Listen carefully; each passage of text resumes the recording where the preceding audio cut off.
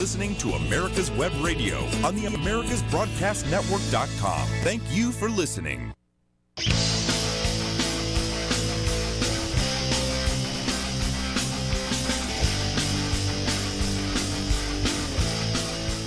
And welcome, ladies and gentlemen. Hello, hello, hello. It's another great day, another great day. And how do I know that?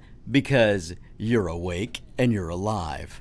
All right, you may not be fully awake, but if you did wake up this morning, it's a great day because, folks, any day you can wake up and start your day, then that's a good day. You've got to start looking at this. Look, we're Americans, and we've got to start, we've got to remember. I'm always telling you to remember history, and if you don't know history, go learn about history. If you never did learn about history, then go pick up and read history. Go read about the history of this country. Read about where you came from. And yes, I am saying where you came from. I don't care the fact that I am Spanish Mexican of heritage, American on my mom's side, but I'm an American first because I'm an American citizen. And that is a great thing about the melting pot that is this country. No matter where your bloodline is, as far as your heritage blood, you're an American citizen. And by being an American citizen, that in itself, to me, is a bloodline. We have great heritage as Americans. Folks, for years and years and years and years, it's we, the Americans, who learned to adapt. It's we, the Americans, who overcame all kinds of adversities. It is we, the Americans, who turned back the greatest fighting force at the time, back in the early 1700s, when we fought the British and kicked them out of this country. That was us. That was the Americans. That is your history. That is your culture. There's no foe too great. There's no fear too great to make us stop wanting to live. That's the way you got to look at every day, and we need to get that back, because right now we're pumping out a lot of millennial and whatever generation is after the millennials. We're pumping these kids out with heads full of mush that they somehow don't understand that there is a need to adapt. The world isn't just going to be given to you on a platter. Life is not easy. It wasn't easy for your parents. It wasn't easy for their parents. It wasn't easy for the parents and their parents and the parents before them. And it isn't going to be easy for you. Where you kids are getting this idea that life is supposed to be all rosy and you just sit with your iPhone and everything else is supposed to be given to you, that you don't have to work for things and that you're not going to have to adapt every now and then, where this kind of mindset comes from, I'm not sure. David, you look like you've got something to say. You want to know where it comes from? Well, I got a good idea, but yeah, go ahead. Well, it's like we've talked many times, and on many other shows we talk about this. It's the socialist instructors that have infiltrated our schools, the communists that infiltrated our universities and then taught the future teachers socialism. And socialism is one step in front of communism. Yeah. And where does it come from? They have been taught the socialism edict. Yeah. Well, David, you're absolutely right. And I was going to oh, look, we're on TV. I was going to get to that. And that's where I was going with it, David. I didn't mean to take your... oh, no. Don't worry about it. No, actually, you were 100% right, and as usual, even though you don't like to admit it, you are the legend, and there's a reason, and you probably just proved it. Or we could go with the old adage, great minds think alike. But you're right, and it is the education system, and at some point, I think I'm going to do a show, and probably have to have Larry Gauze come in and sit with us, and we can have a roundtable type discussion about education, because what we're seeing now, and folks, you've heard me talk about this, is the Marxist movement is alive and well, and the Marxist movement has picked up enormous steam in the disguise of Black Lives Matter, in the disguise of race relations. The Marxist movement has just it's like they hit a pad of ice and they haven't stopped going forward for the past 3 months or 2 months or whatever it's been. And it's not that this movement hasn't been there. It's just it was kind of lying dormant because they couldn't get any traction, and now they're getting traction, or at least they think they are, with this whole race relation thing. But I have to believe that we as Americans are going to push back. The silent majority will stand, and it will be heard come November. Let me tell you, you just struck a note with me, and a musical note, I hope. No, go ahead. It was a B flat, I think. A B flat. Yeah, we'll go with that. I knew it was flat anyway, but anyway, and it just. Do you remember? You may be too young, but I hope I am. No, go ahead. There was an ad on many years ago that I always thought, and the ad council did too, but I thought it was one of the best drug ads I had ever seen, and it was a frying pan with eggs in it, and they were not hardball, but frying eggs, and they said, "This is your brain on drugs." Oh, right. And it stayed there. So, and the thought that I just had was that, you take all of this crap that's going on, and the idiots, the morons that tore down Christopher Columbus, I can sort of see in a way, because they're morons and uneducated morons, maybe a statue of Jefferson Davis or someone that was a Civil War hero, maybe. Right, and maybe. even those they shouldn't. Right. However, it doesn't make it right. It's not right. Mm-hmm. But the thing that I look at is that, the why and the wherefores, and the why is they're stupid morons that are uneducated, and we may brag about having one of the best educated countries in the world, but we're not. And my personal feeling is this is where we should start an ad campaign doing exactly what they did with drugs, or doing exactly. Do you know who that is? Right. Do you know what he did? Don't let your brain remain on the frying pan, or something to that notion. Like, that's a good point. And start a whole damn campaign of really education. Should. Well, it's funny you mention that, and I might get to this later, but there's a big opportunity for President Trump and his campaign that as they develop the theme for re-election. There's a great opportunity here for him to go into these communities.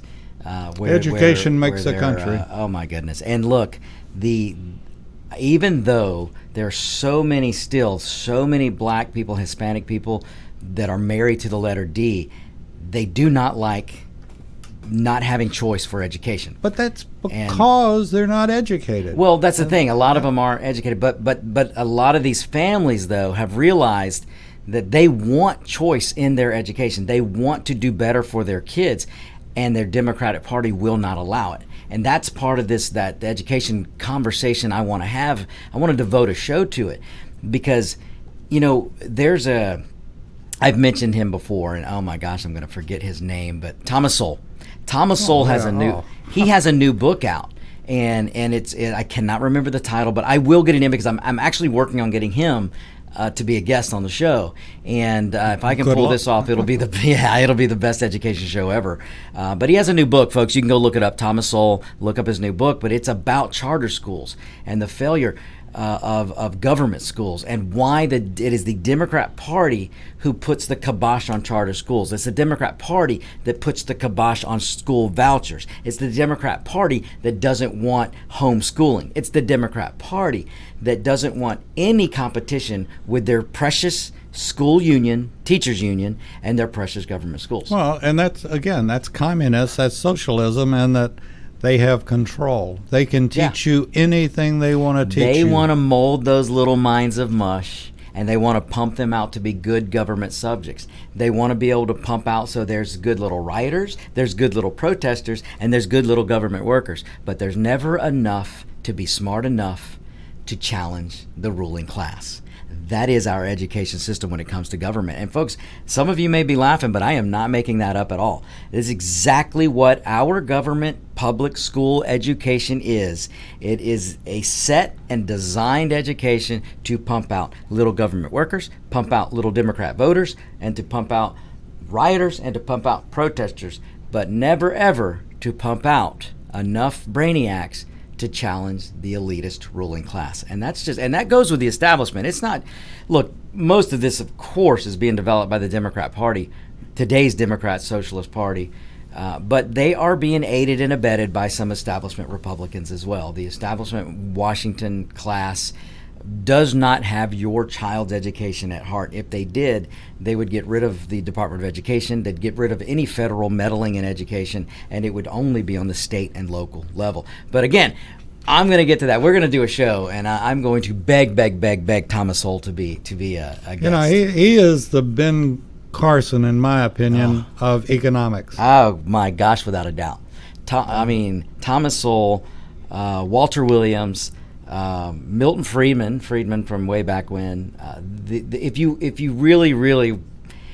you wanted to educate, look, if you're stuck at home and you've got to educate your kids now, because look, this may have been the best thing to happen is them not reopening schools, because maybe you have to educate your child now. So if you do, make sure that on your reading list, Thomas Sowell, Milton Friedman, Walter Williams, Victor Davis Hanson.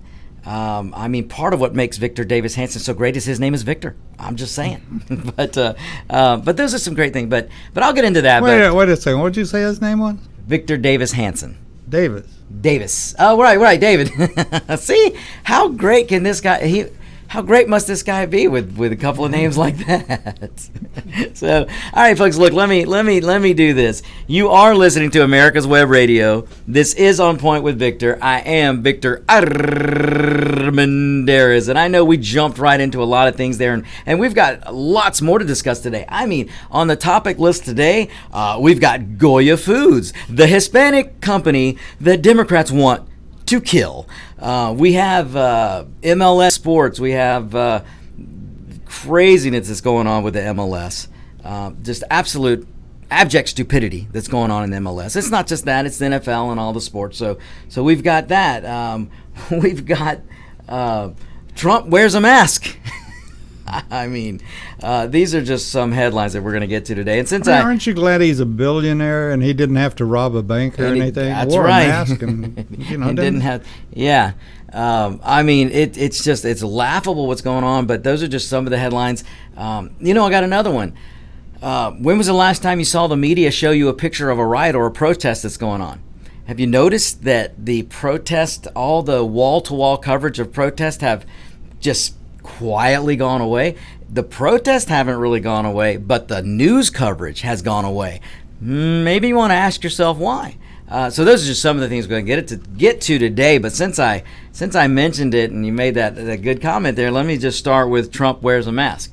So the lamestream media and Democrats have been hounding and trying to shame President Trump into wearing a mask, and we'll get into a little bit of why that happened, but he finally did it. He went to visit Walter Reed Hospital, and rightfully so. The mask wearing was the right thing to do, and he finally did it, and he finally gave the media what they wanted, which was the photo. The media doesn't give a rat's dairy air about the veterans and Walter Reed. They don't give a rat's dairy air about anyone around Trump. They don't give a rat's you-know-what if Trump got the virus. All they wanted was a photo op of Trump wearing the mask. That's all they care about, because they thought they could use it against him.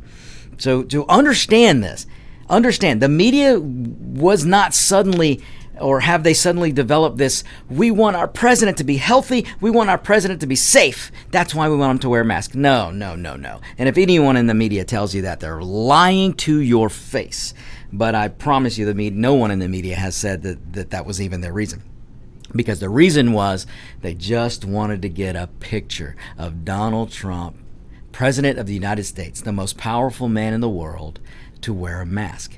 Now, if you're asking yourself why, well, you know what? You're in luck. Because here at On Point with Victor, I like to tell you what to think at times when you might find yourself not knowing what to think. No, I'm totally kidding, folks. And I have to say that I'm kidding because Media Matters or some group out there is going to quote me with going, Victor says he's telling people how to think.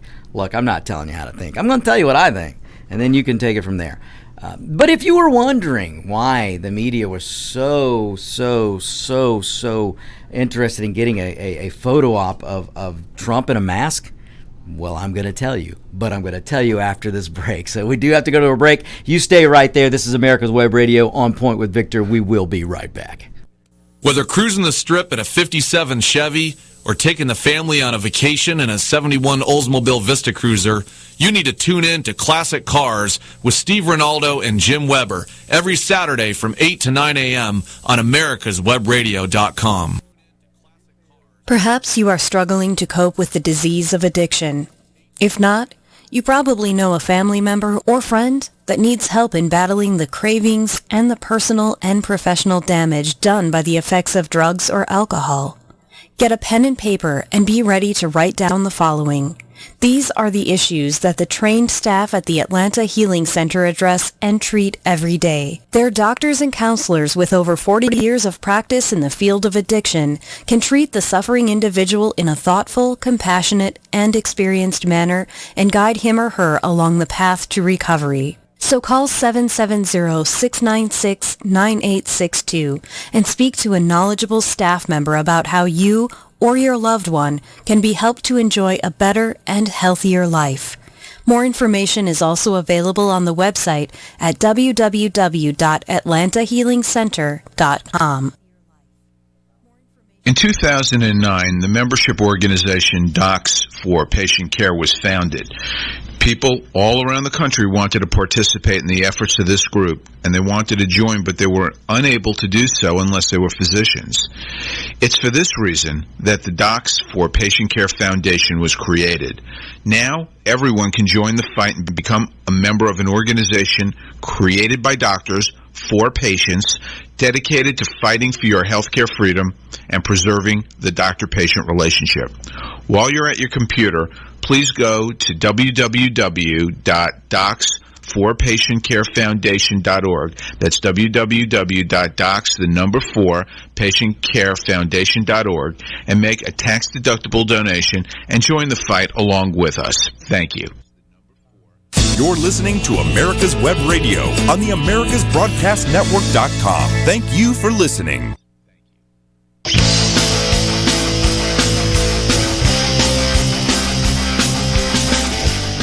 And welcome back, folks. You are listening to On Point with Victor. I am Victor Armendariz. Okay, so when we left to go to that break, I was telling you that the media is not exact. Well, let me tell you that why the media wanted the picture. They wanted a photo op of Trump in a mask. The reason why they wanted it is simple.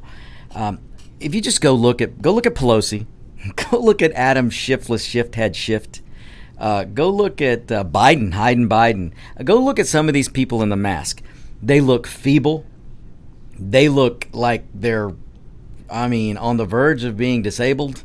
And I don't say that in a mean way. I'm just saying they look feeble. They look weak. Maybe that's the best way to put it. They look weak. And that is the image that the Democrat Party and the media want so bad. They wanted Donald Trump to wear the mask, and they wanted him to have this look of pure feebleness. They wanted to have the look of weakness. They couldn't get it before. When he was on that ramp and he was, once he explained why he had to hold on to the general, so they couldn't get him then. And then they just haven't been able to get a weak picture of him. But that's what they want so bad. Why? Well, because Biden couldn't look any weaker. What they're doing to Joe Biden, what his family is doing to him, what the Democrat Party is doing to Joe Biden is a disgrace. It's sad, and I disagree with everything Joe Biden stands for, pretty much, but I still feel for the guy. He doesn't deserve to be being treated like this in his latter part of his life. The man is in early stage dementia. He really should be enjoying the last years of his life, but instead they're taking advantage of him, propping him up, and they're going to try to ride into the White House, abusing a man in his elder years. And it's wrong. But anyway, So Trump puts on the mask and he lets the media get what they want. Well, the problem is, folks, and look, if you haven't seen the picture with President Trump in his mask, go look it up, because it's probably not going to be circulating much longer, because the media is not getting what they wanted. You see, there was one problem that the media didn't count on. President Trump actually looks pretty darn good in the mask. He looks tough still. He looks attentive. He had in some of those pictures, his intent, his concentration, it was there. You could see it. Even with the mask on, Donald Trump looked like he was a president in charge, and he's a president in charge of his thoughts. He's a president in charge of what he believes. And he's still the president that's in charge and leading the United States. And he had that look with the mask, and that is not what the media wanted. So they are not happy with the results of them finally getting their photo. Is this just a rumor, or is it true that because he had a mask on, he also had a donkey's tail that he was going to pin on Biden's ass? Is that? I would love to see him play a good game of pin the tail on and I'd like for Adam Schiff to be the first target, then Pelosi, then maybe Hyde and Biden. But oh no, it's true. Yeah, It's just amazing, folks. But this is what your media has reduced themselves to. This is what the Democrats have reduced themselves to. So badly did they want Trump to look like Biden. And folks, this is what you're going to see for the next few weeks and the next months. As they continue to prop up Biden, they can't allow Trump to continue to have these awesome rallies. They can't continue for him to look strong, to be the leader that he is. Look, you may disagree with Trump. You may think orange men bad, and you may be against all orange people. But you can't deny there is a leader in the White House. Donald Trump led billion-dollar companies and built companies, led offices, has been the CEO of businesses, has had to sign paychecks. People's livelihood depended on Donald Trump. The man is a leader. Whether you like him or not, I'm sorry, he is. And Hyde and Biden is not.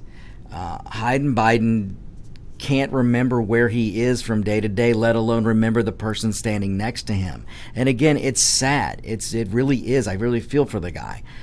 But because Biden is their figure, and that's the guy they're propping up, they really, the media and the Democrats are really trying hard to portray all of the faults of Biden. They're trying to put on President Trump, and it's just not working. And it's pretty funny to watch.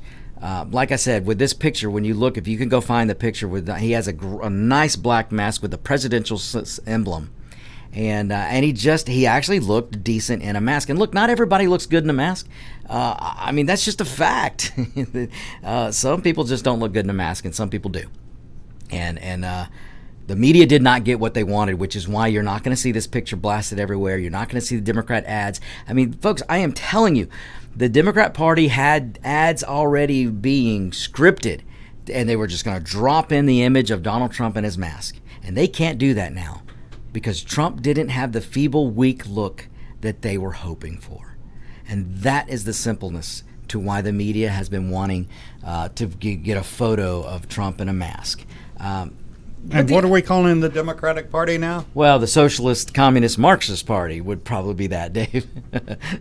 But the other little thing too is they want to be able to show Trump in a mask so they think the Democrat Party, the Socialists, the media, they think also that by Trump wearing a mask, that's going to show that the virus is still so deadly.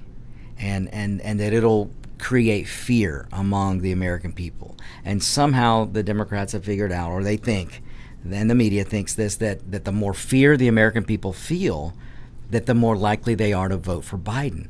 Now, how think about that for a minute, folks.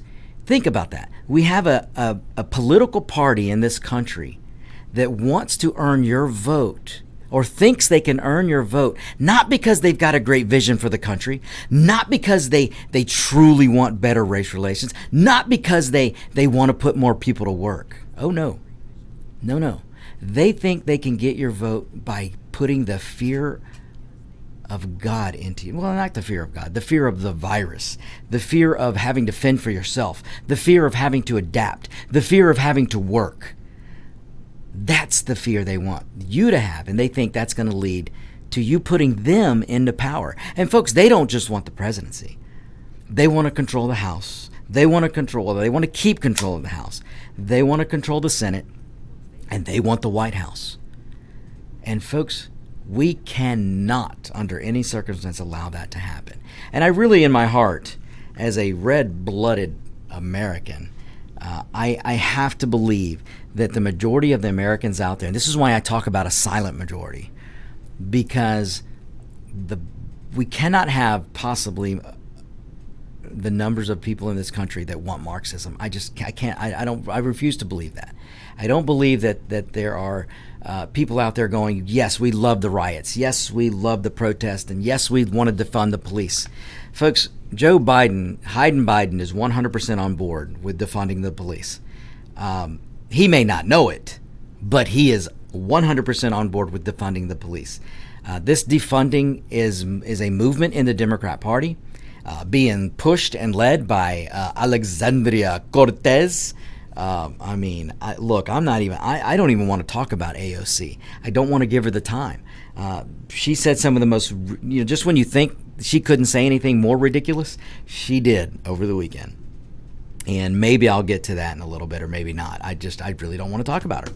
But she's pushing this party. Make no mistake, AOC has more standing in the Democrat Party right now than even Pelosi does. And damn sure more than Biden does. Biden just doesn't know it, because half the time Biden doesn't know where he is. But they're pushing this defunding of the police. So I can't believe that there's a majority of Americans out there who want lawlessness. I can't believe that there's a majority of Americans out there who think that defunding the police force is a good idea. I just don't believe that. So I'm not ready to give up yet, and you shouldn't be either. But that's just one of the things there. The mask, maybe we should call it Maskgate. So Trump finally gives in and wears a mask and gives the media their photo. So that's what that's about.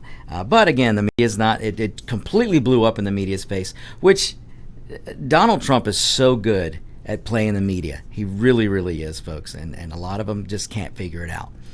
But this mask wearing is just another example of Trump sticking it to the media, and I love every second of it. So that's just one thing. So I also want to touch on, I am a soccer fan, and you guys know it, and I'm about to tell you why I'm having a hard time watching the MLS right now, and if they don't make a change, I'm going to make a change. And when we come back, I'm going to tell you why. So stay tuned, folks. We are going to a break. We will be right back. This is the America's Web Radio, On Point with Victor. The Docs for Patient Care Foundation is your way to join the fight and become a member of an organization created by doctors for patients dedicated to fighting for your healthcare freedom and preserving the doctor-patient relationship. Get a pen and paper. Write down www.docsforpatientcarefoundation.org. That's www.docsforpatientcarefoundation.org. Go to our site and please make a generous tax-deductible donation and join the fight today. Thank you. Get your pen and paper ready. If there's a move in your near future, I'm here to tell you that the folks I used and now recommend is Around Town Movers. Timothy and the guys recently moved me, and I am and was totally satisfied with a sometimes not so fun experience moving. Call Timothy at 770-378-4708 and make it a good move and a good experience. Around Town Movers for that local or cross-country move. Timothy, Around Town Movers, in my opinion, are the best. That's Around Town Movers. Call them. If your health insurance premium is more than your mortgage, Ellen Deal with Ideal Solutions is here to help. Whether you're a small business owner, individual, family, or baby boomer, email MAGA45CAG@gmail.com and I'll respond with 3 easy questions to help you determine if you can get away from Obamacare. As a 20-year veteran of the insurance industry, I'm here to help with all your insurance needs. Email Ellen Deal at MAGA45CAG@gmail.com. Quick Stakes, that's QUIK Stakes, are not just for surveyors. They are great for family and community gardens. Go online to www.quickstake.com or contact your local land surveying supply dealer and get you a box of Quick Stakes. You'll love them every year when you plant your garden. Again, that's Quick Stakes, QUIK Stakes, the truly preferred way to stake and identify what's in your garden now. You're listening to America's Web Radio on the AmericasBroadcastNetwork.com. Thank you for listening.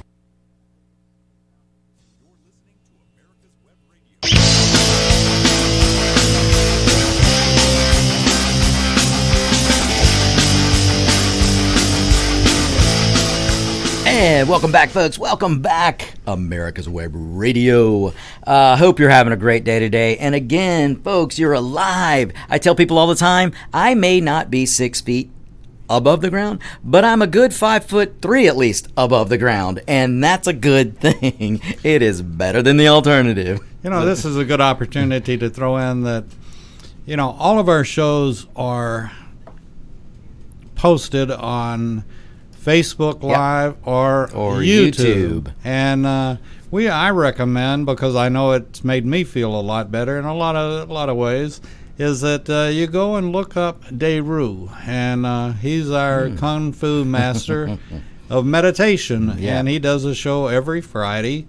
All of those shows are there. They're posted, and he will guide you through doing meditation. It will help you get your positive outlook back. Exactly. Because, you know, I've talked about it. Negativity is easy. Positive is hard. And absolutely. The Shiru, folks, listen to what David's saying. Go listen. And when you're done with listening to that, you can listen to all the On Point with Victor again that you want.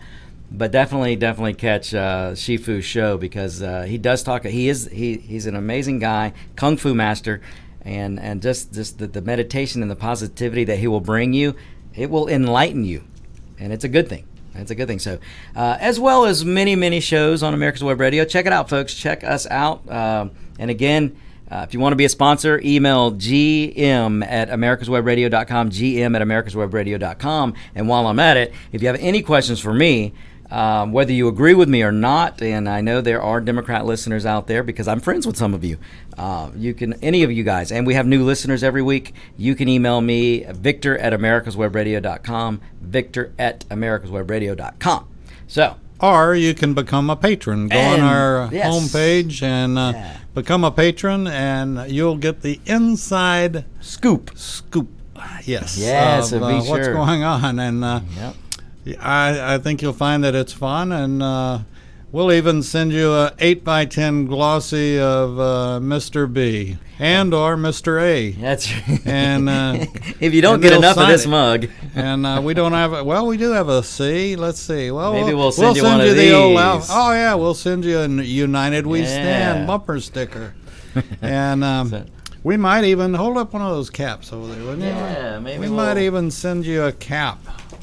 We got a good American cap. Those of you watching on the Facebook live feed, or you're watching me on YouTube, if you become a patron, you might get one of these. You might get one of these. We've got, we've always got flags everywhere. Who knows? We can. We'll work something out, folks. We'll work something out. But again, thanks so much for listening, and you guys are great. We're growing in audience so much here at America's Web Radio, and On Point with Victor, just me personally, I got to thank a lot of you guys because this show is growing so fast, and we're heard from California to Georgia to New York to Utah to Florida, all over. So I cannot thank you enough. But let me get back. Let me get into this soccer thing. Now, many of you guys know me or listen for a while. You know I'm a soccer fan. I still play soccer. I was so thrilled because MLS started playing again. They're not letting fans in, which is ridiculous, but we can have that discussion another time. They ought to just call it a protest, and then maybe they can put fans in the seats. But anyway, so soccer's back, and they're doing this awesome tournament. It's kind of like a World Cup tournament. So we get MLS back. There are millions of people around this country that have been just dying for sports. Folks, look, we just went through a freaking pandemic. People were quarantined for months. And just picture this. People are out of work.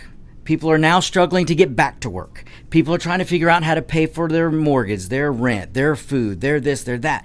People are trying to figure out how are they going to manage work schedule with teaching their kids, since teachers don't want to teach and government schools don't want to be open. Think about the things that are going on in your daily life that are hard, because life's just not hard. And right now, we're coming out of a pandemic. Yes, we're coming out of a pandemic. We are on the backside of this virus. I don't care what you're hearing in the media. We are on our way out of it. We've got to get back to normal. But we've been through a lot. And then, so think about, so get your mind here. Come with me on this journey where you've been through the pandemic. We're on the backside. We see a light at the end of the tunnel. Things are starting to get back to normal little by little, and unless you're in a blue state like California, but things are starting to get back to normal. Things are headed in the right direction, and sports comes back, and you go, oh my gosh, I can go turn on a game, and for an hour, 2 hours, 3 hours, I can just get away from worrying about the virus. I can escape from worrying about my job. I can escape from worrying about where my next meal's coming from. I can escape from all the worry that is weighing on my back, because I can turn on and I can just for an hour or so immerse myself into the sport that I love. I can immerse myself and just picture that's me on the field right now, and I'm playing that game. Or maybe your favorite player's playing, and he just did the most awesome move, and he's on his way to a hat trick. And those of you who are soccer fans know what I'm talking about, or hockey fans, or whatever the sport is. And you just want to go into that alternate reality, and you want to go into that sports realm, and you want to forget everything else. But you can't do it now. And why can't you do that? Because you turn on the freaking MLS like I did, and you had to be inundated with Marxist shirts and Marxist fists held up in the air. They might as well have been holding up the damn Hitler sign. Because now, before every freaking MLS game, the coaches are wearing Black Lives Matter shirts. The players have Black Lives Matter shirts. The players have armbands that say Black Lives Matter. The back of some of the shirts says Black Lives Matter. Their fists, the Marxist folks, look up the logo for Marxism, because it looks something like this. It isn't something that this association, this organization, Black Lives Matter, came up with. It's the Marxist symbol. And you're seeing this now. Now I'm having to see every player kneel on the field. I'm having to watch coaches kneel. This is not why we turn into sports. First of all, I don't give a rat's what a coach thinks politically. I don't give a rat's what a player thinks politically. Because politics don't belong into sports. They do not belong into sports. ESPN, you need to get your crap straight. You guys suck right now, because you can't watch ESPN without getting, you might as well be watching a political show. And that's not why we want to watch sports. Now, I won't even get into why Black Lives Matter. Look, I know I'm getting backlash right now, I'm sure, from some of you Democrats. Black Lives Matter, Black Lives Matter. Look, all lives matter. Black, brown, white, yellow, all lives matter. But the Black Lives Movement is a Marxist movement. They don't care about black lives. If they did, they would be in Chicago demanding something be done about all the black deaths. If Black Lives Matter gave a rat's about black lives, they would be ousting, marching in the streets until that mayor resigned. They would be marching in the streets until the governor of Illinois resigned. They'd be marching in the streets for de Blasio to resign. They'd be marching in the streets all over New York for de Blasio and Cuomo to resign. But they're not doing that, folks. They're not. Because Black Lives Matter, look it up. I'm not going to go through it again as much detail as I did a few weeks ago, but look them up. They're a Marxist movement. Go to their website. The website has very little about race, very little about Black lives, but everything about Marxism. Don't take my word for it. Go Google. Go to your wonderful Google and Google BLM. Go Google BLM movement. Go look up Black Lives Movement. Go look it up. It is a Marxist movement. And the fact that these sports, the NFL, is going to kill themselves this season. I can tell you, people aren't going to watch. As diehard as a soccer fan as I am, I turned off the Atlanta United game until I knew they got to the point where they were playing, and then I turned it back on. I will not watch these idiots kneel, and I will not watch the idiocy of the shirt wearing and the fist pumping and all that mess. I'm just not going to watch Marxism take over my country. So right now, it's very hard for me to watch a game, but I watch the game, but every time they mention the BLM or they do kneeling or anything, I turn it off. And at some point, folks, if they don't stop, I'm just not going to watch it all. I'll just go play myself and pretend that I'm the game that I'm watching. But the NFL, you guys, you're going to kill that sport. Look, don't take it from me. Listen to Charles Barkley. Charles Barkley, who's no conservative, was out the other day saying that this movement is going to have an adverse effect on sports. Because people want to watch sports for sports. They don't want to watch sports for political commentary. I mean, it is absolutely ridiculous, folks. The last thing a sports fan, look, there are blue-collar workers all over this country who are barely making ends meet right now. They don't want to turn on sports and watch a bunch of $1 million babies who get paid to kick a ball down a field or throw a ball down a field or throw a ball in a basket. They don't want to watch these millionaires virtue signal to them. They don't want to watch these millionaires who don't live in the neighborhoods they talk about. Find me one basketball player or football player or soccer player who lives in the hood. Please find that for me.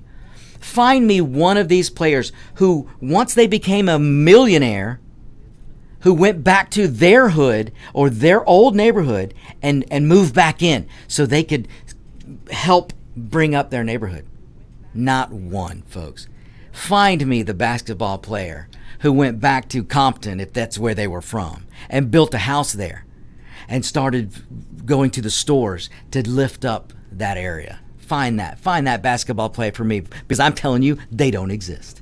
Find the NFL player who went back to whatever crap hole that they were from, because they'll tell you, oh, my upbringing was hard. Well, you know who can't tell you that? Caperdouche can't tell you that, because Caperdouche wasn't raised in the slums.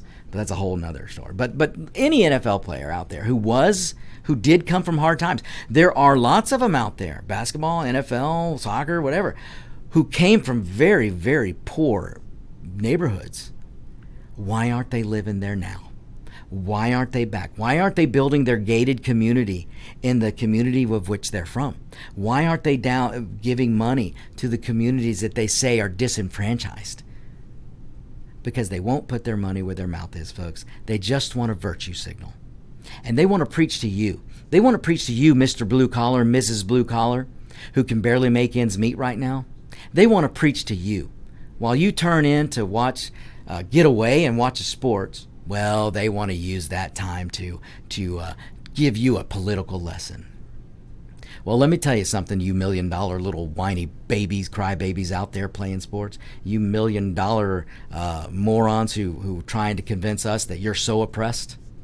Let me tell you something. When the people continue to turn you off, where are you going to get your $1 million from? You think Nike's going to continue to pay you? You think FedEx is going to continue to pay for these stadiums and these sports? Hell, most of these stadiums were paid by taxpayers. It's time for taxpayers to take it back. It really is. It really is. I don't want sports to go away, folks. Don't misunderstand me. I don't. I love soccer. I can't say that I'm not going to watch some of these other sports because I never watched them to begin with. But I do watch soccer. I do watch hockey. And you know what? Hockey so far hasn't fallen for this mess. So I'm hoping that they don't, because I will happily continue to watch hockey. But for the rest of you sports bozos out there, and I'm talking about the athletes, I'm talking about the coaches, I'm talking about the owners, where are you going to get the money when we the people turn you off? Because if you think Nike and FedEx and all these other companies, AT&T and T-Mobile, if you think they're going to continue to dump money into your arenas or to your sponsorships after the people say, nah, I'm turning it off, then you got another thing coming. Then what's going to happen? How are you going to pay for your $1 million gated community then? So you really need to think about this. If you're an athlete out there, you're an owner of a team, Arthur Blank, I'm talking to you. If you're a coach, why don't you do a little research before you try and preach to the fans that you're turning off every day? All right? So that's my message to the sporting world. I know you guys were dying to hear. Now let me get on to something else here. So we have this Democrat Party here in this country that tries to convince Hispanics like myself and a lot of my Hispanic brethren that you have to vote Democrats because we're the only one that care about you. We, the Democrat Party, feel your Hispanic pain. We, the Democrat Party, know that you as a Hispanic can't think for yourself, can't work for yourself. So we know you're going to be dependent on somebody. So you better be dependent on the government, which means you better be dependent on the Democrat Party. That's how today's Democrat Party views the Hispanic culture, okay? Trust me, I know. I'm part of it. I get this crap from the Democrats. So this Democrat Party who's trying to convince you that they just love you, the Hispanic, they love you so much, then why the hell are they trying to destroy the largest Hispanic-owned company in the country? Folks, this is an American company, and I'm talking about Goya. It's owned by Hispanic. The CEO is a Hispanic. And the Democrats are trying to kill this company. Hispanic-owned, they want to kill it. Do you know how many people are employed by Goya? Do you know how many Hispanic livelihoods depend on Goya? Oh, that's of no consequence to the Democrat Party. Because the CEO, who is Hispanic, had the audacity to be a free-thinking CEO. He had the audacity to practice his First Amendment. He had the audacity to have his own opinion, one of which doesn't jive with cancel culture Democrats of today. So the Democrat Party that's telling you to vote for him, the Democrat Party that's telling you, me as a Hispanic, oh, you got to vote for Democrats or you just ain't Hispanic. You got to vote for Democrats or you just ain't black. Folks, I didn't say that. Joe freaking Biden said that. So you see what the message is from the Democrats? You just got to depend on us. Give us your loyalty. Give us, basically, bend your knee to the Democrat Party. We'll take care of you. And then, folks, what do? They're on an all-out assault to destroy the largest Hispanic-owned business in the country. How does that make sense, folks? When are you going to question your loyalty to the Democrat Party? Because I am telling you, it is time for you to walk away. Again, I'm not saying to go run into Lindsey Graham's arms. I'm not saying to go run into the establishment arms of the Republican Party. But I'm telling you, it's time to run away. Not walk away. It's time to run away from the Democrat Party. Again, the Democrat Party's trying to kill and destroy thousands and thousands and thousands of jobs because they want to take down the largest Hispanic company in the country. Because the CEO had the audacity to practice his First Amendment. Now, I could go over a list of black businesses that have been destroyed by rioters, by protesters of the Black Lives Movement. Where's the Democrat Party to protect those businesses? No, they don't care. They don't care. And I'm sorry, if you're Hispanic and if you're a black person and you're still married to the letter D, it's time for you to wake up. It's time for you to get woke up, to get woke in the language of the left and the language that maybe some of you have gotten accustomed to. Well, I'm going to use it now. If you're Hispanic and you're black, it's time to get woke. You can't find me a reason why the Democrat Party is trying to kill the largest Hispanic-owned company in the country. Where's the Democrat Party arresting Black Lives Matter protesters for destroying black-owned businesses?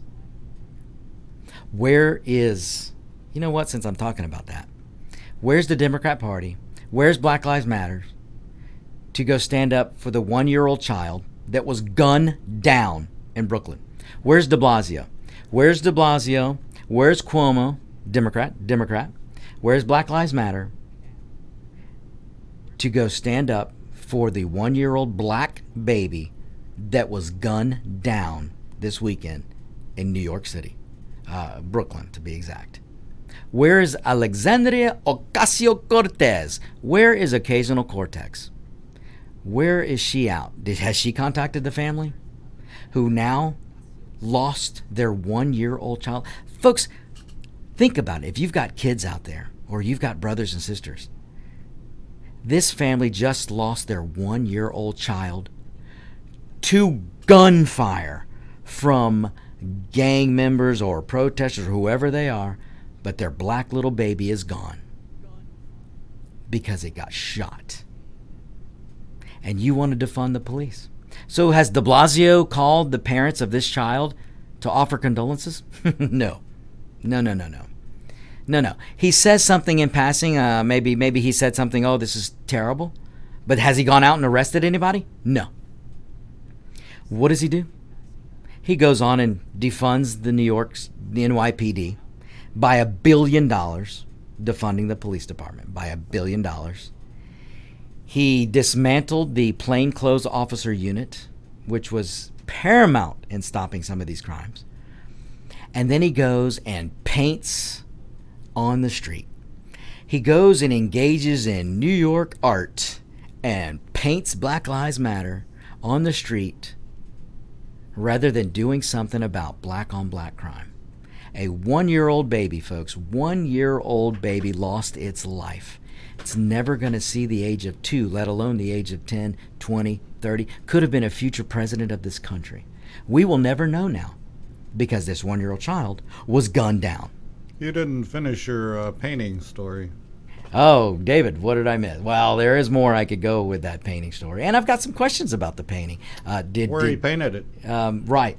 So not only was he painting this Black Lives Matter, he did it in front of Trump Towers.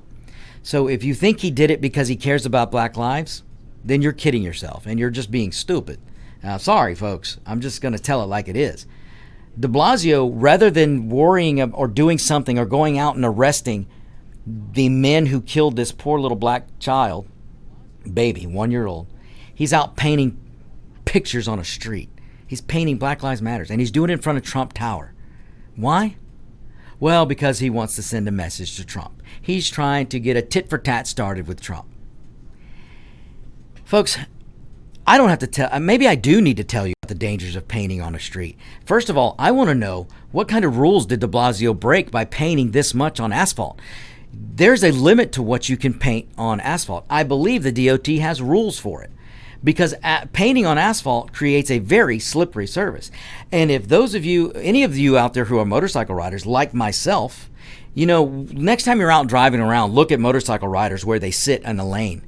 You're not going to see them sitting on painted surface because we as motorcycle riders know that the painted surface is the most slickest part of the street. When you're out there on the asphalt and you're in a lane and you're lane changing or you're turning, the painted part of asphalt is the most slickest part. That is the most dangerous part on a motorcycle.